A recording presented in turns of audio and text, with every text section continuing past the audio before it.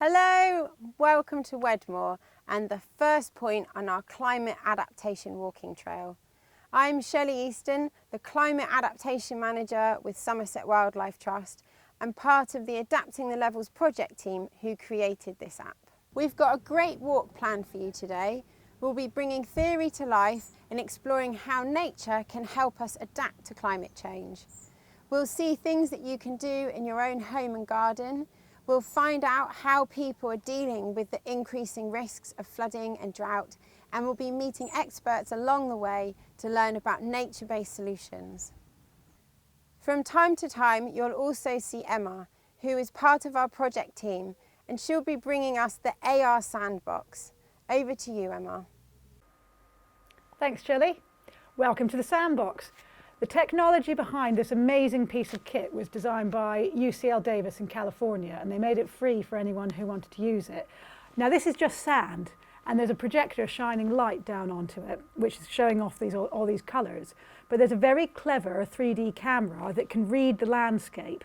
And watch what happens when I create a mound.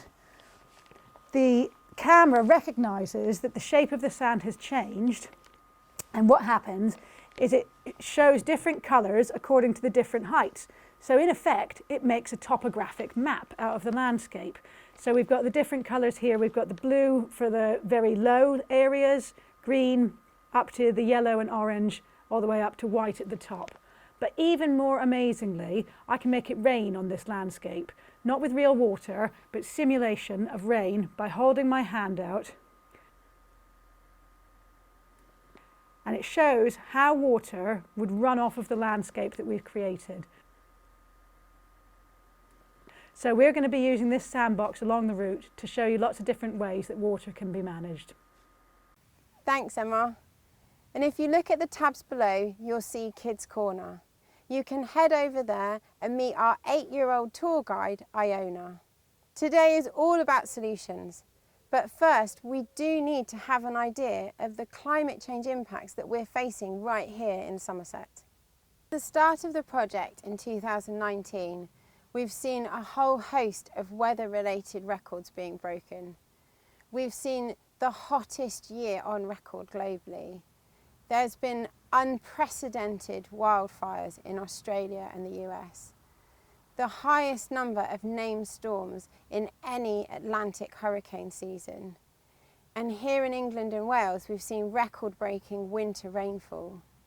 And in summer 2021, we've had the devastating floods across Belgium, Holland and Germany, as well as localised flooding here in Somerset.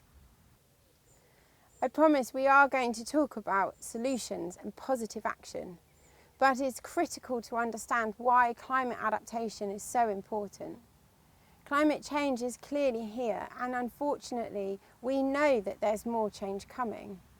What that means in Somerset is that instead of our rainfall being spread out across the year, we're going to have wetter winters and long periods without rain during hot, drier summers. As we all know, Somerset is very vulnerable to flooding.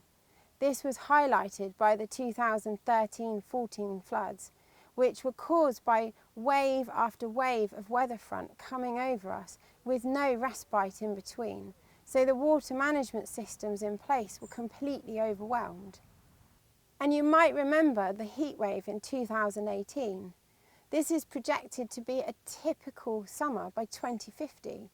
That's less than 30 years away. It is nice beach weather, but it's really tough on our farmers, our water supplies and our infrastructure.